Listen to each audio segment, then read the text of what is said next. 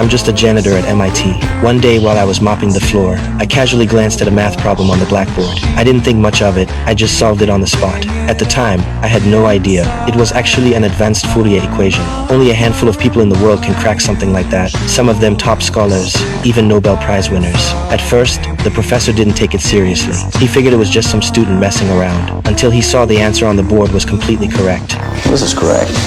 Who did this? Jack? Wasn't me. Hamish? No way. But none of the top students stepped up to claim it. That's when he realized there was a genius on campus. What no one expected was, that genius was me, just a nobody janitor. The professor had said before, whoever solved this before the end of the term would get top credit and have their name remembered at MIT. But it was solved in just one day. Students from every department showed up to see it. The classroom that used to be empty was now packed. No seats left. Everyone wanted to see who this genius was. So without further ado, come forward, silent rogue, and receive thy prize. But in the end, no one came forward. With no other choice, the professor put up another problem. He said this one was created with his colleagues. It took them over 2 years to solve. They wrote it on the hallway blackboard and waited for the genius to show up. That night, when I was doing my rounds, I saw the problem. I didn't overthink it, I just started working it out, and the professor happened to catch me in the act. He had been waiting around all day for the genius, and instead he saw me, a janitor, scribbling on the board. Sorry. What are you doing?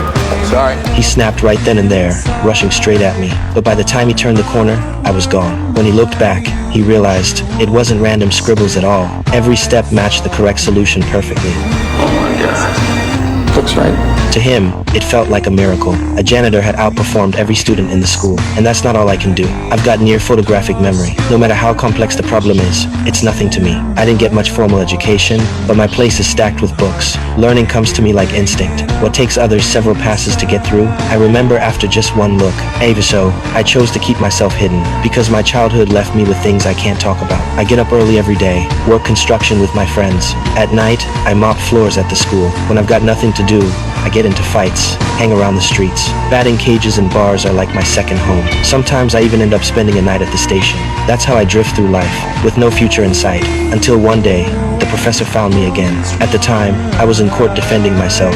I didn't hire a lawyer. I already had the US Constitution memorized. With nothing but my words, I left the opposing lawyer and the judge speechless. The professor watched from the side, shocked and clearly impressed. But this time, I wasn't so lucky. The judge spent 10 minutes going through my record. Over 4 years. Assault, theft, vandalism, impersonating a cop, violent attacks. In the end, he sentenced me straight to jail. No appeal. Bail set at $50,000. With bail that high, and a record like mine, if no one stepped in, my best years would be spent behind bars. Luckily, the professor decided to help me. He wanted to see how far I could go. The judge agreed to release me under his supervision, but on 2 conditions. First, I had to meet with him every week to work on tougher math. Second, I had to see a therapist. If I failed either, I'd go straight back to jail. I didn't like the idea of therapy, but it sure beat being locked up. Later on, I proved myself. No matter how complex the equation, I could always come up with the best solution fast. The professor and I got more and more in sync. Sometimes, he couldn't even keep up with me. He put his hand on my shoulder, looked at me like he was staring at the future.